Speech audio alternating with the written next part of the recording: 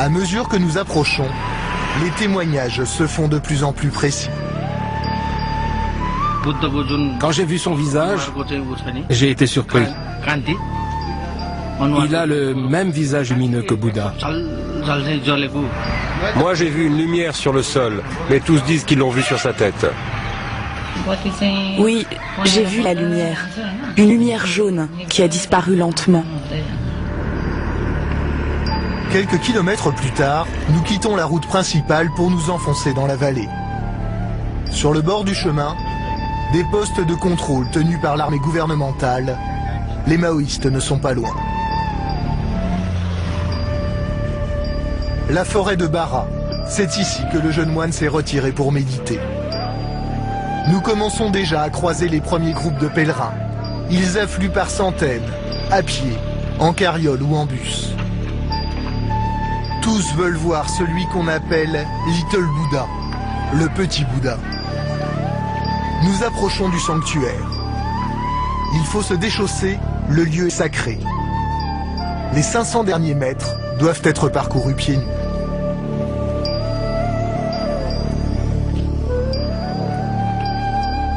Sur les branches des arbres, des drapeaux colorés. Chacun symbolise une prière. C'est un temple à ciel ouvert. Des centaines de pèlerins sont déjà là, mais impossible d'approcher le jeune moine à moins de 50 mètres.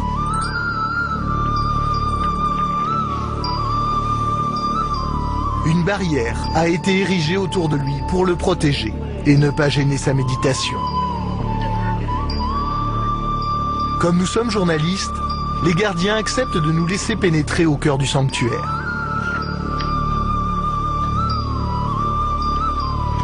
Un jeune moine nous guide. 25 mètres plus loin, une nouvelle barrière. Et nous voici enfin devant Little Buddha. Nous ne pourrons pas l'approcher à moins de 10 mètres. Depuis 7 mois, cet adolescent de 16 ans médite sous cet arbre sans bouger. Et selon ses proches, sans boire ni manger.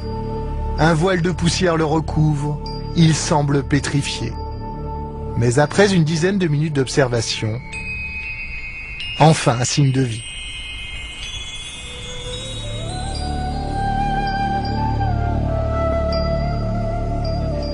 La seule personne qui a le droit d'approcher l'adolescent, c'est ce jeune moine, Tran. C'est l'oncle du jeune homme et c'est aussi son porte-parole. Car depuis 7 mois, Little Buddha n'a parlé que 3 fois. Il a dit « Ne m'appelez pas Bouddha. Je ne suis pas devenu Bouddha. Je vous le demande. Appelez-moi le méditant, mais pas Bouddha. Il faut me laisser méditer pendant 6 ans. J'ai encore beaucoup d'épreuves à surmonter avant d'atteindre le savoir du Bouddha.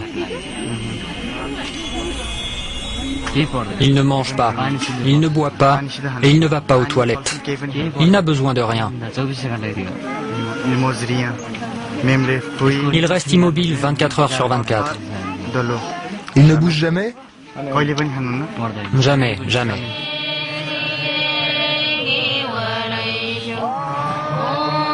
Chaque matin, à l'aube, les moines du monastère voisin viennent prier devant le méditant.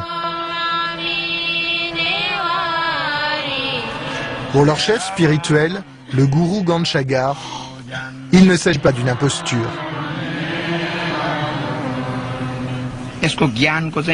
Cette méditation est une pratique très ancienne. Sa position lui permet d'emmagasiner de la chaleur, il mange de l'air et son corps produit de l'eau. Quand on le regarde, on voit un être humain normal, mais à l'intérieur, il est complètement différent. Quand il a faim, il aspire un peu d'air, et pour lui, cela devient de la nourriture.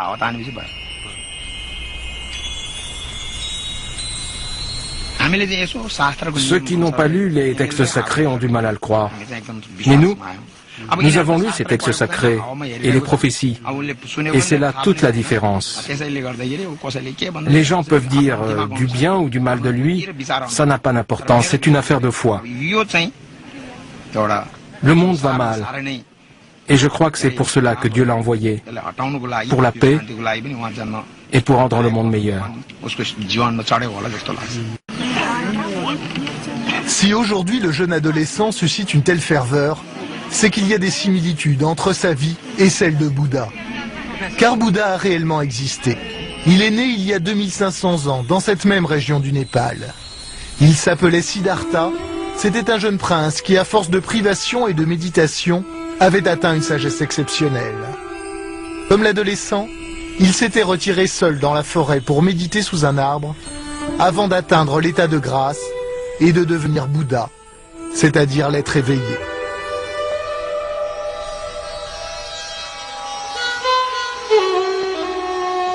Pour en savoir plus, nous avons décidé de remonter sur les traces du jeune moine. Nous nous rendons dans son village, situé à 4 km de l'endroit où il médite. C'est un petit village de paysans. Il n'y a ni eau ni électricité. Les habitants sont des Tamangs, une des plus basses castes sociales du Népal. C'est Ganga, le frère aîné de l'adolescent, qui nous sert de guide.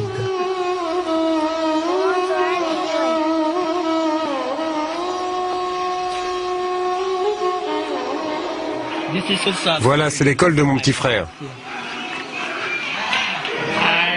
L'école rassemble près de 200 enfants.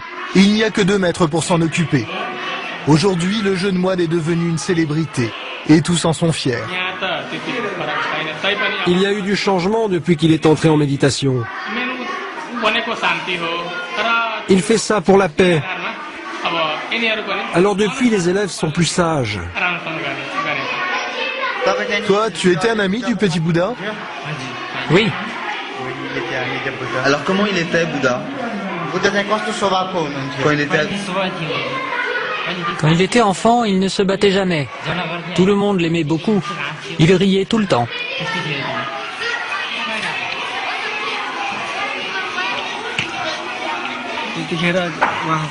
Il avait très bon caractère. Il avait l'habitude d'obéir à ses professeurs alors que ses camarades se battaient dans la classe. Ensuite, il a quitté l'école pour le monastère. Il est allé étudier avec les moines. En réalité, son petit frère n'est resté dans cette école que jusqu'à l'âge de 8 ans. Après, il est parti étudier dans un monastère. Ganga nous emmène ensuite dans la maison familiale. C'est ici que le petit Bouddha a vécu, entouré de ses 8 frères et sœurs. Comme le veut la tradition, sa mère lui a donné naissance chez elle, à cet endroit précis, juste à l'arrière de la maison. C'est ici qu'il est né. Quand il est sorti du ventre de sa mère, il a poussé un grand cri avant de toucher le sol. Et après, il n'a plus pleuré. Nous rencontrons la mère du petit Bouddha. Elle n'a rien changé à ses habitudes. Elle aussi parle d'un enfant à part.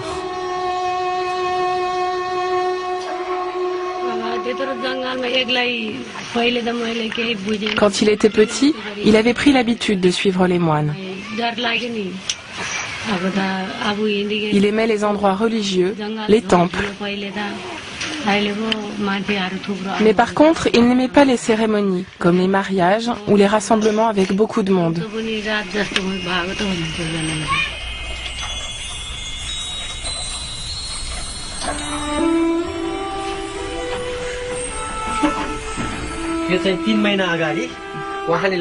C'est son habit de moine, celui qu'il portait avant. Il est de couleur rouge et jaune. Maintenant, il a un habit blanc.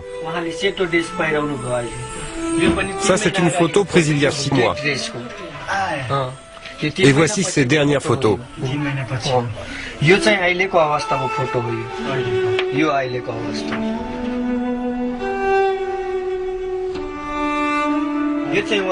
Ce flacon contient une feuille d'un arbre sacré que mon frère nous a offert en cadeau. Il va rester en méditation pendant 6 ans. Il nous a dit de ne pas perdre le flacon, car si nous le perdions, c'est lui qui perdrait sa volonté et sa résistance.